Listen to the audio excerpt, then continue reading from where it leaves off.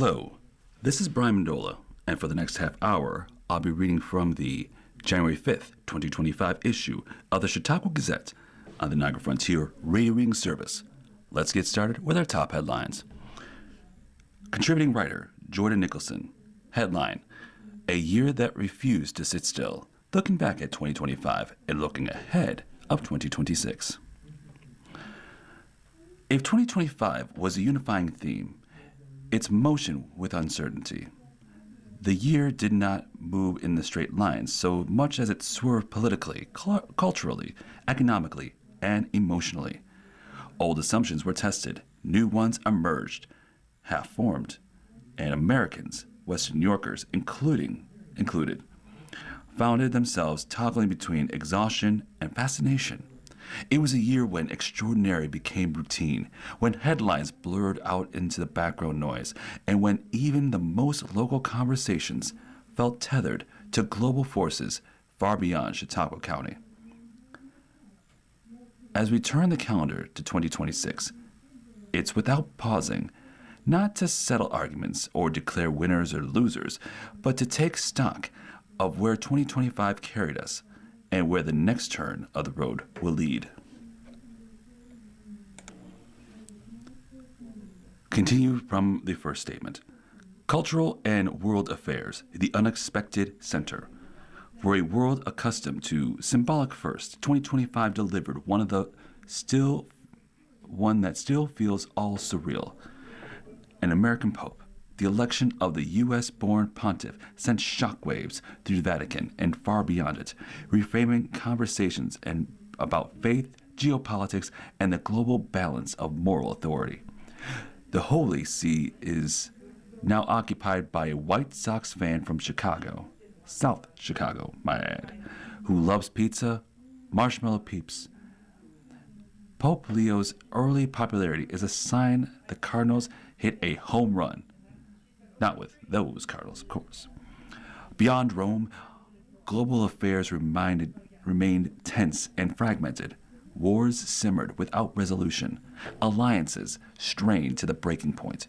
Technology continues to compress distance while amplifying misunderstandings. Yet, even amid uncertainty, there were flickers of optimism, renewed diplomatic channels, climate commitments that felt marginally more serious, and growing sense that the younger generations are no longer content to inherit a broken global order without a fight. Looking to 2026, the question whether those flickers become flames. Will the American people help reposition the Catholic Church and perhaps a global moral disclosure toward reconciliation and reform? Will fragile ceasefires harden into peace or crack under pressure? Do threats of a regime change manifest themselves into war? The world enters the new year cautious, but not entirely cynical. Domestic politics and business. Tensions as policy. At home, 2025 often felt governance by brinkmanship. Another federal shutdown, brief but bruising, reinforced the sense of dysfunction has become a feature rather than a bug of American politics. Tariffs reemerged as a favored tool, framed as protection for domestic industry, but felt by consumers as higher prices and thinner patience. Economic anxiety hovered consistently. The word stagflation, once a historical footnote, crept back into serious conversation. Growth slowed.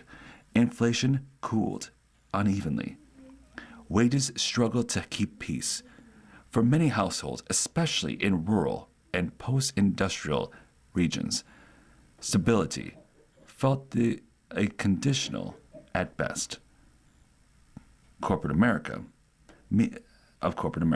meanwhile, continued to consolidate. television and media mergers reshaped how Americans consume news and entertainment, shrinking the number of voices while expanding the power of few platforms. The result was efficiency, yes, but also unease about who controls the stories that we're told. Looking ahead to 2026, politics promises no quiet. An election year looms, and with its sharper rhetoric, higher stakes, and deeper divides, will voters continue to reflect the president's growing unpopularity, or will this cycle buck the trend for incumbents in midterms? Economically, much hinges on whether policymakers can thread the needle between inflation control and growth, or whether stagnation becomes more than just theoretic risk. For consumers, the hope is less drama, fewer disruptions, and a return to predictability that now feels nostalgic. Pop culture escapes reflections and spectacle.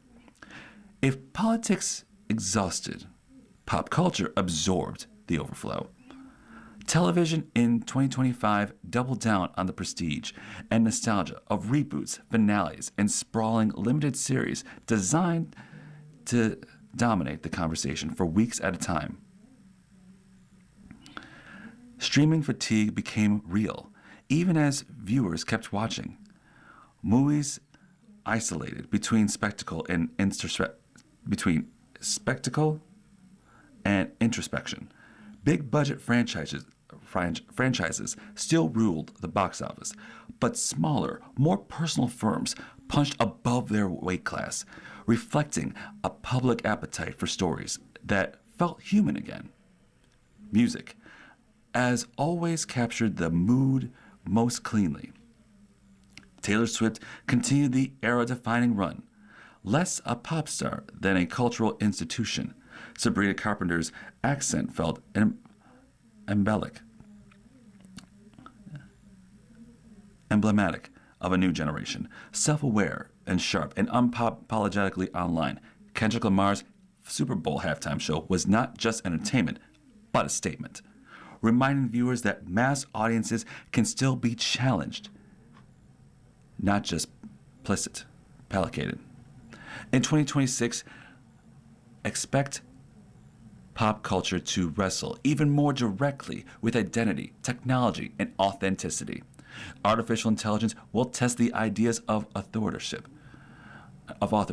and creativity. Audiences may finally rebel against endless franchises or embrace them fully as comfort food in an uncertain world. And yes, there will be a new Taylor Swift album. Sports, highs, lows, and business of fandom. For Western New York, sports in 2025 were familiar. In the emotional range, the Buffalo Bills remained contenders, closely enough to taste the glory, only to lose to the Chiefs in the playoffs. Ooh.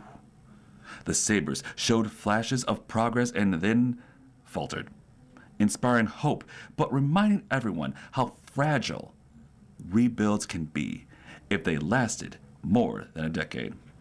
Nationally, sports betting continued its rapid normalization with the controversies involving high-profile baseball names like Emmanuel Clase and Luis Ortiz, underscoring the uneasy marriage between gambling and integrity.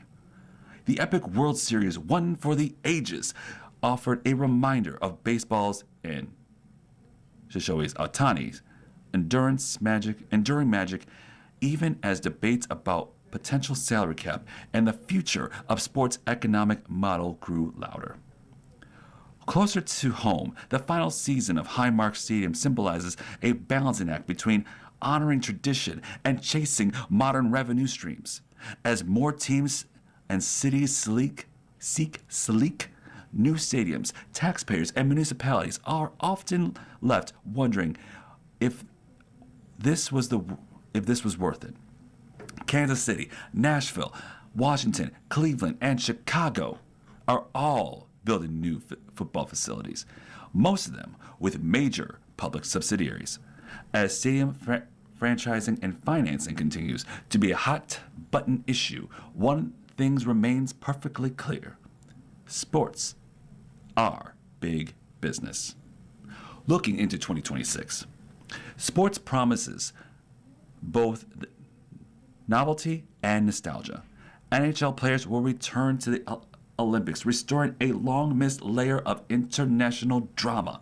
The World Baseball Classic will again remind fans that the game belongs to the world, not just major leagues' balance sheets. Locally, the Bills and Sabres enter the year with something dangerous: expectations. The Sabres are riding a 10-game winning streak. The Bills are in the playoffs. Let's go, Buffalo! Here's to 2026. A winter tightens its grip, and 2026 comes into full view. The feeling is less of arrival than approach. The forces that shape 2025, economic unease, cultural alignment, political volatility, and public increasingly aware of how fragile systems can be, are not receding. They're maturing. An election year will test its institutions and patience alike. Global conflicts will continue to blur the line between distant headlines and local consequence. Technology will push further into a creative, professional, and civic life, forcing overdue questions about trust, labor, and authenticity. Yet, there is no other reason for guarded hope. Sports will once again offer shared joy and heartbreak. Music and art will continue to translate uncertainty into something more human. Communities, including those in Chautauqua County, will keep providing and keep proving the resilience that is not abstract concept, but a daily practice. If 2025 was the year of exposed cracks, 2026 may be the year we decide quietly, imperfectly, and together what we are willing to rebuild, what we are ready to let go, and what still binds us when noise finally fades. Editorial with Laura Cornell. Happy New. Owner and publisher Laura Cornell. We are thrilled to leap into the new year with gratitude for your continued support in our community's weekly newspaper as we move forward together. We hope you will consider furthering your much appreciated patronage in 2026 by helping us grow and thrive in 3 meaningful ways. 1. Partner with us. Whether you are a business or organization, we love to feature you in our weekly edition. We offer low rates and complimentary design services, not only to advertise with us, provide an efficient and effective way to reach 35 communities across 3 counties via over 350 weekly distribution locations. But your partnership directly ensures that the Gazette remains invaluable and beloved resources for an estimated 20,000 readers each week. We are offered both online and in-print opportunities to meet your needs. 2. Become a friend of the Gazette. If you're a loyal reader rather than a business, you can still make a difference. Now is the perfect time to renew your friend's membership or become a friend for the first time. Please see page 16 for more details, as we'd be honored to list your name along the dedicated contributors. 3. Subscribe to receive the Gazette by mail. When we remain committed to keeping the Gazette free and widely available to key community locations, you can now receive your own copy delivered directly to your home. This is a wonderful option for homebound individuals, college students, out-of-town friends, or seasonal residents who would love to stay connected with the community.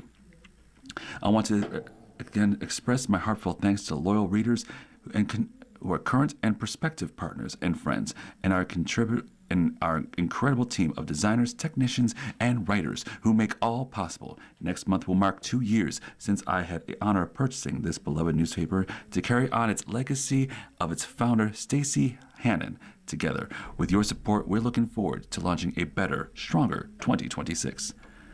If you wish to contribute or simply become a friend yourself. Simply call me today at 716-720-1845. That's 716-720-1845. Or visit our website to sign up for these wonderful opportunities. You are now listening to reading of articles and features of the Chautauqua Gazette on the Niagara Frontier Radio Reading Service. Let's continue on with our next headline. By Jennifer Hickman, featured writer of Hope Counseling, LCSW PLLC. Headline: The New Year, New Me Trap, Finding Genuine Health and Hope in 2026. As the holidays glitter settles as a fresh year begins, we are bombarded with calls of radical reinnovation, new diets, new routines, and a totally new you. But for those dedicated to genuine mental wellness, the pressure to instantly fix everything can be a massive barrier to the very hope we seek. At Hope Counseling, we recognize that true renewal doesn't come from striving for the impossible, new me, but from gently befriending the current me and giving ourselves permission to heal. Hope is stronger than fear, but we are on this healing journey because this begins with one step at a time. Large steps causes us to fall. This year, let go of the pressures to achieve overnight transformation. Instead, embrace 3 simple, powerful pillars of sustained healing: self-reflection, changed mindset, and naming the uncomfortable emotion.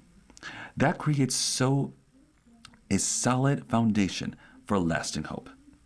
Pillar 1, self-reflection and resilience. The first step in healing is not criticize, but to pause and reflect. This isn't a punishing renew of failures. It is an opportunity to find your resilience. You survived the challenges of last year, making you a warrior in your own healing journey. Ask yourself, the energy sink. What person, habit, or commitment felt the heaviest last year? What tiny, manageable step can you take this month to lessen that weight?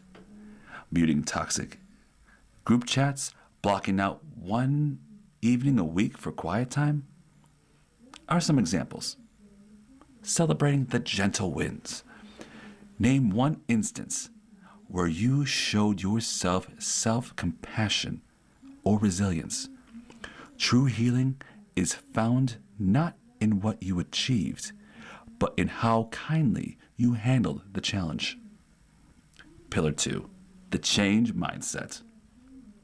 Healing requires us to move away from the fixed mindset, or this is just who I am, toward the growth mindset, thinking more like I can learn and improve. This subtle shift where hope takes root. Embrace the power of micro steps instead of overwhelming the resolution.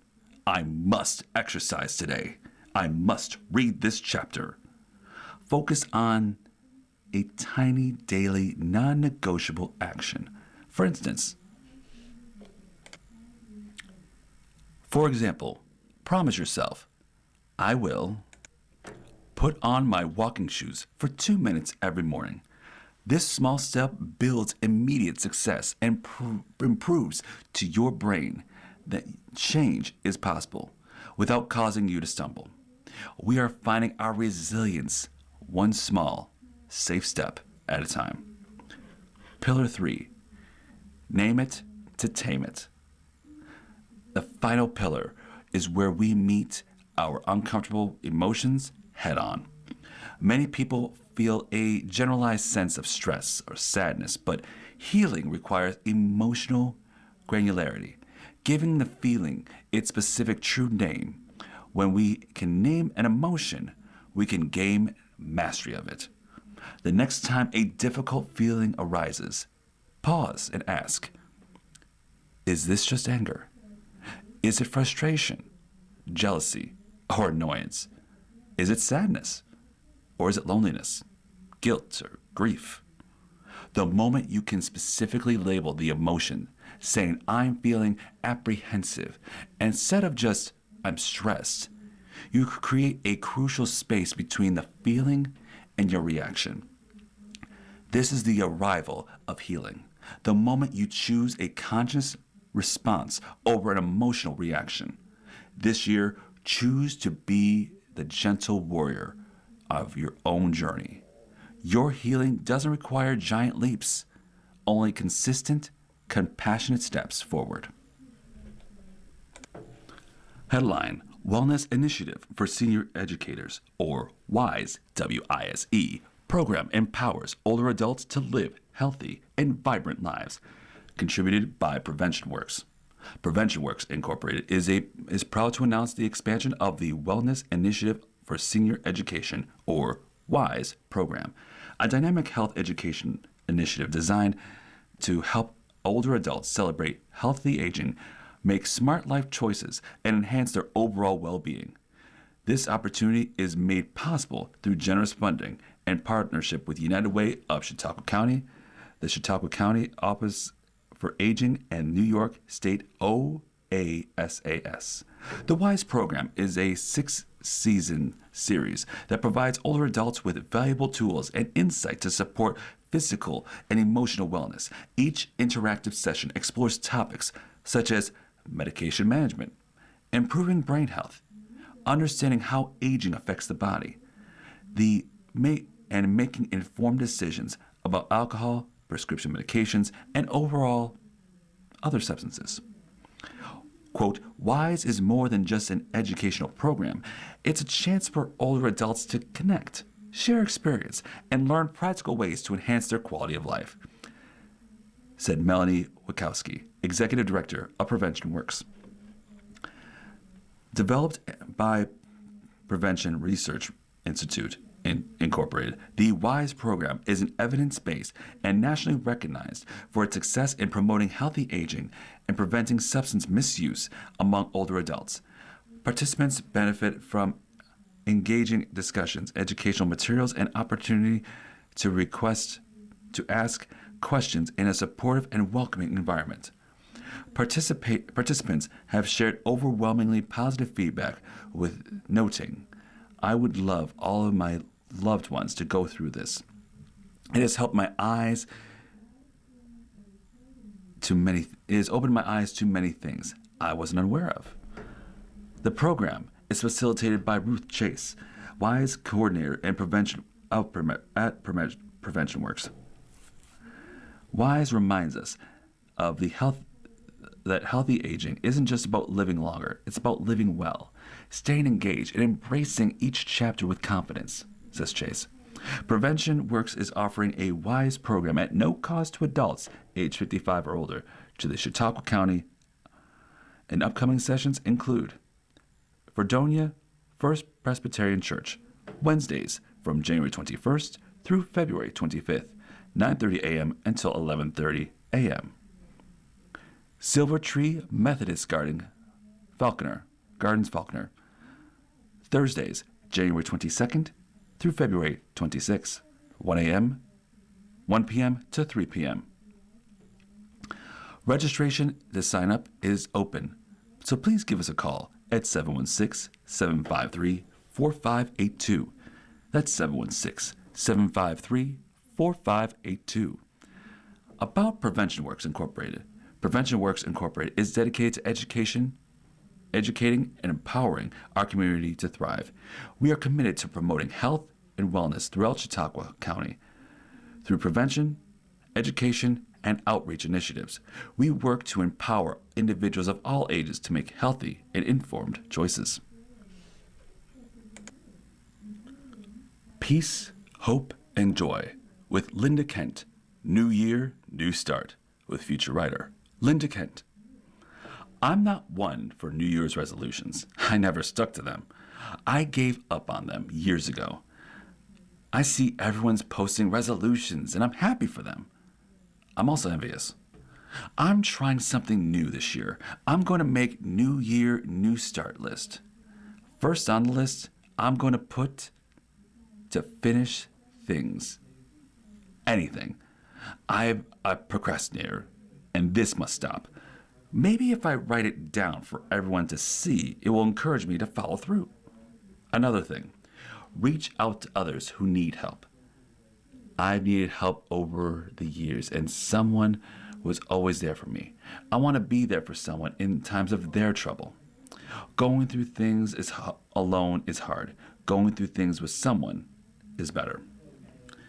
Third on the list would be to listen better, to be a better friend and listen when they need someone. We lived in a world where everyone wants to be heard, but we're not very good listeners, are we? I want people to feel heard, acknowledged. It's so simple, yet a skill that needs to be practiced. Now for the hard part, to believe in myself, so I can do this list without failing. Well, not failing the entire year anyway. I'm sure I'll miss the mark sometimes, but I'll keep trying. I'll actively look for occasions to put others checkmarked on my list.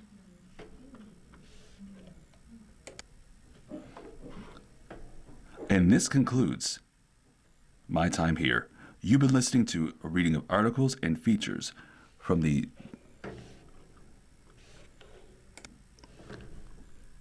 January 5th, 2025 issue of the Chautauqua Gazette. We read the Chautauqua Gazette on Mondays at 8:30 a.m. Your reader today has been me, Brian Mandola. Thank you for listening, and hope you have a wonderful, wonderful day.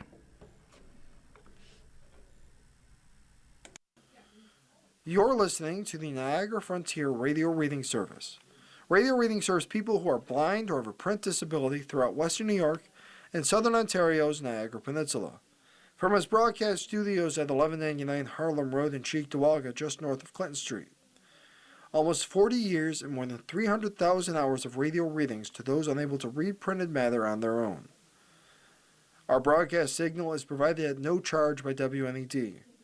Volunteer radio readers broadcast daily readings of newspapers, magazines, and books. For more information on the Niagara Frontier Radio Reading Service, call us at 716-821-5555.